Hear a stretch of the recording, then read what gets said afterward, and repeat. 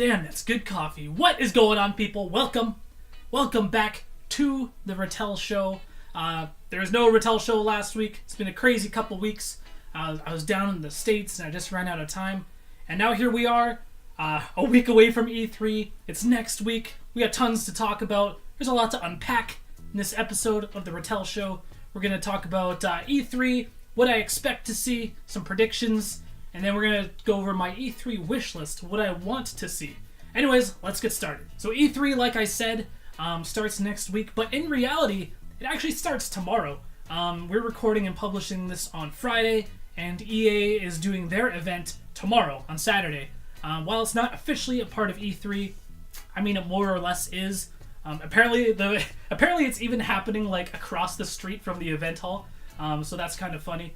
And then on Sunday, we're getting both Microsoft and Bethesda's press conferences, and apparently there's going to be a Devolver Digital one too, which is going to be interesting. Devolver Digital actually has kind of like stealthily become this pretty awesome little publisher, and that's just on the weekend, right? Then on Monday you have Ubisoft and Sony's press conferences, and then wrapping things up on Tuesday morning will be Nintendo's Direct presentation. That'll kind of be wrapping everything up in terms of news, even though the actual E3 show floor is open pretty much all week.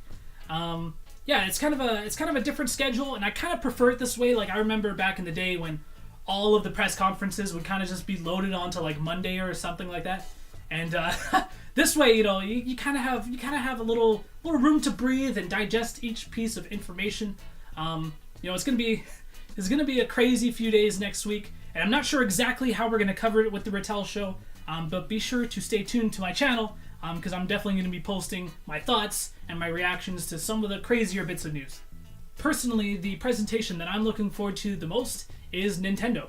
Not only because I'm a Nintendo fanboy and I grew up with Nintendo systems, but because I'm also a proud Switch owner, and I love that console, I love that handheld, whatever you want to call it, and I can't wait to see what they have coming down the pipeline for it. It's kind of funny, they had the Pokemon-focused Direct earlier this week, and they gave us absolutely nothing that we wanted. Pokken Tournament for the Nintendo Switch, great.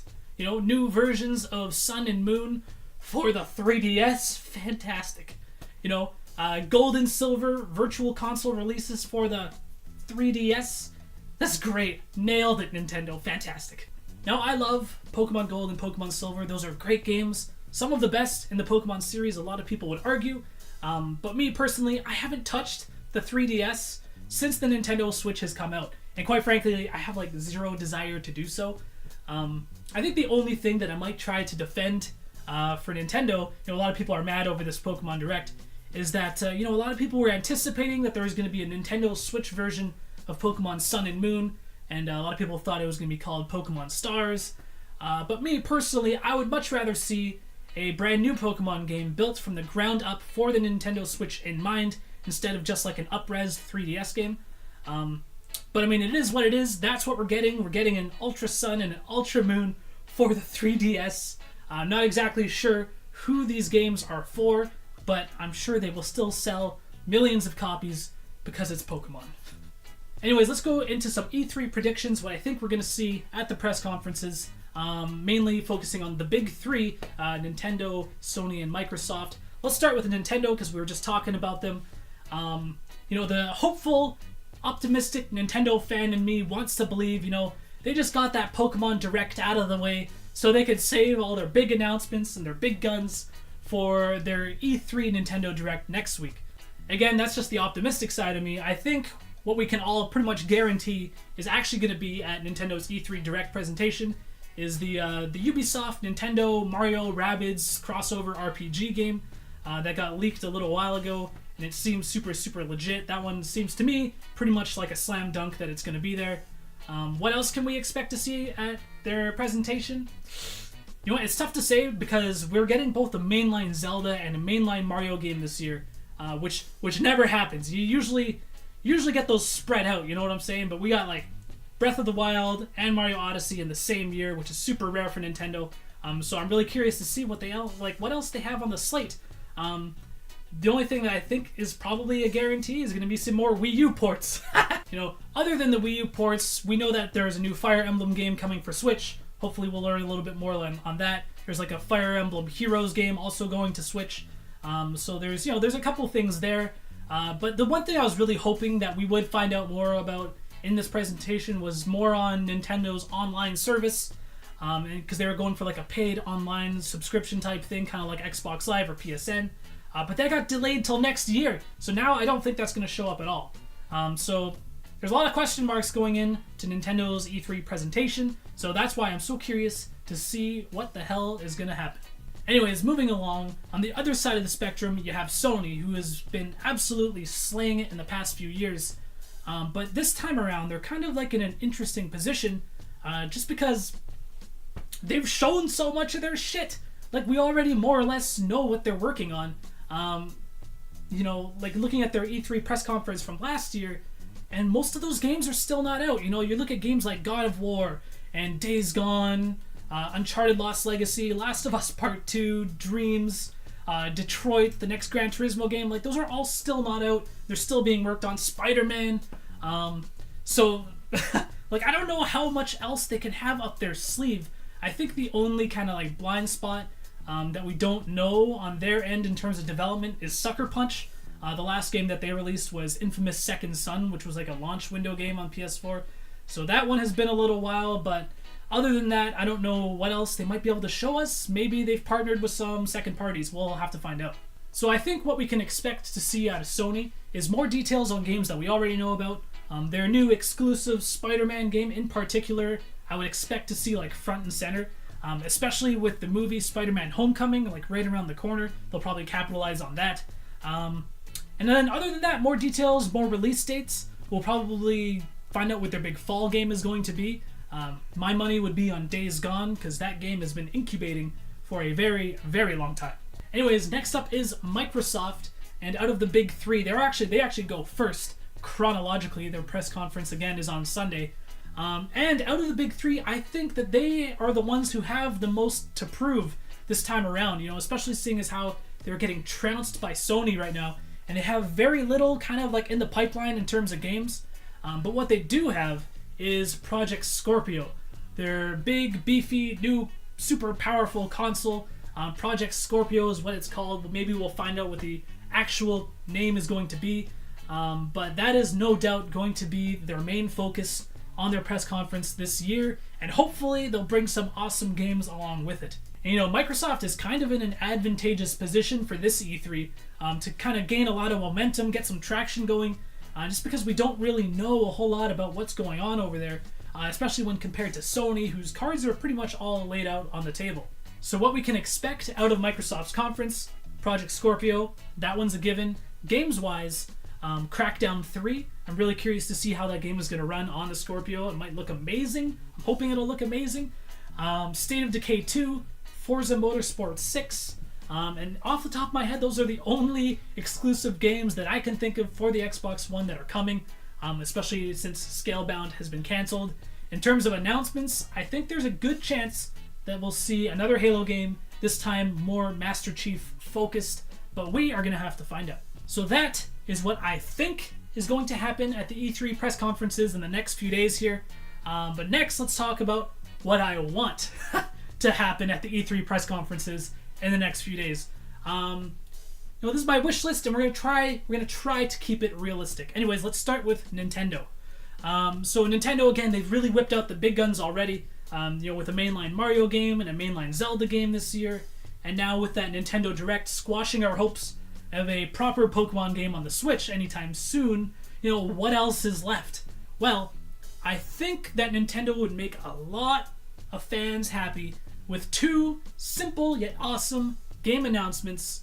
One for the old school hardcore Nintendo fan, and one for the casual new school Nintendo fan.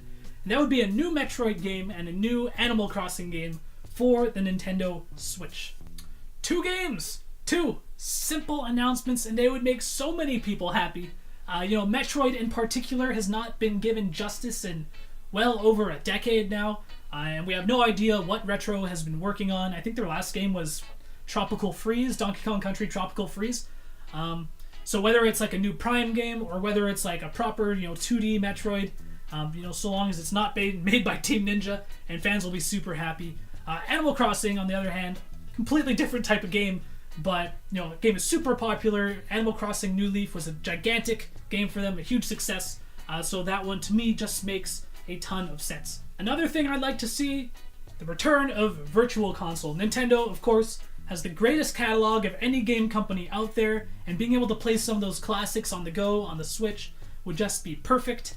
Another thing that would be perfect, GameCube Virtual Console. This was predicted by a lot of people. This is on a lot of people's wish lists.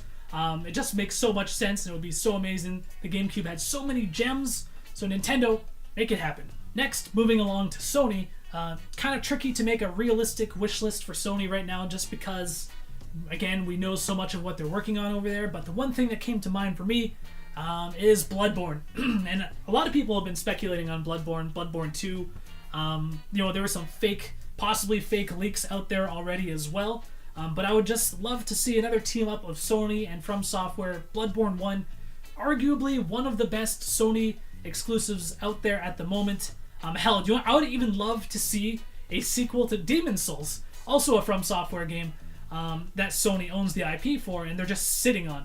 So that would be a really cool twist as well, and I'd love to see a Demon's Souls 2. You know, I'd totally be cool with either Bloodborne 2 or Demon's Souls 2 at this point. Odds are it's going to be Bloodborne 2. But what else would we want to see from Sony? I would love to see more support for the PSVR. You know, I took the plunge on a PSVR headset. The thing is really cool, but we just need more games for it, you know. Outside of Farpoint, which is a great game, the only other kind of games that have been released are like Oculus games or Vive games that have just been ported over to PSVR and are more expensive for some reason. And it is not good enough. Sony needs to start supporting this thing a lot better. Another thing I would like to see on the PS4 is the return of PS1 classics. I love my old games, and it kind of boggles my mind that it's still not on the PS4. You know, the PS3 had PS1 classics that it could play, as well as the Vita, and I think even the PSP played PS1 games, so I don't know what the holdup is. Make with the PS1 classics, Sony. Next up is Microsoft. And you know what, Microsoft, I see a lot of opportunity with Microsoft. They are losing right now to Sony, but I do see, I see a lot of potential there, and what I want to see out of Microsoft is maybe a little bit of a shift in direction. Xbox has always been known typically as like the bro shooter type console, but you had Halo 5 that kind of came and went. Gears, kind of just came and went. They weren't bad games by any means. But when you have the shooter space so dominated by like the third parties like Call of Duty and Battlefield, it doesn't really make sense to me that their big exclusive games are going to compete with those. So look at something like what Sony has been doing. Their two shooter franchises, their exclusive shooters, Resistance and Killzone, gone. The guys who made Killzone, Guerrilla Games, they went on to go and make Horizon Zero Dawn. So that shift has really, really worked out well for them. A while back now, Microsoft acquired Rare and all of their IPs. And besides like Killer Instinct and like Rare Replay, they haven't really done a whole lot with it. Rare Replay in particular seems like such a missed opportunity. And especially right now. Right now, the 3D platformer is in like this nostalgic state and people are liking them again. Look at games like Yooka-Laylee. So I would totally be down for a new Banjo game, or if they want to be edgy, they could make a Conker's Bad Fur Day 2. I'd buy it. Or let's say they do something really crazy. They're losing to Sony, so they got to make some moves, right? So what if they do something that nobody expects, like say free online? Like, look, you don't have to pay to play online on PC. So why would you have to pay to play online on Xbox? Especially when Microsoft is promoting their Play Anywhere feature with Windows 10. They can keep their paid Games with Gold service, but also offer a free tier that's just for playing online. Makes sense to me. It'd be a good move to stir the pot and sock it to their main competitor, Sony. Anyways, that is it for my E3 predictions and wish lists episode of the Retel Show. Next week is going to be crazy. I'll be putting up a lot of my thoughts and opinions and reactions on the E3 announcements next week. So stay tuned for that, and thanks for watching. Peace out.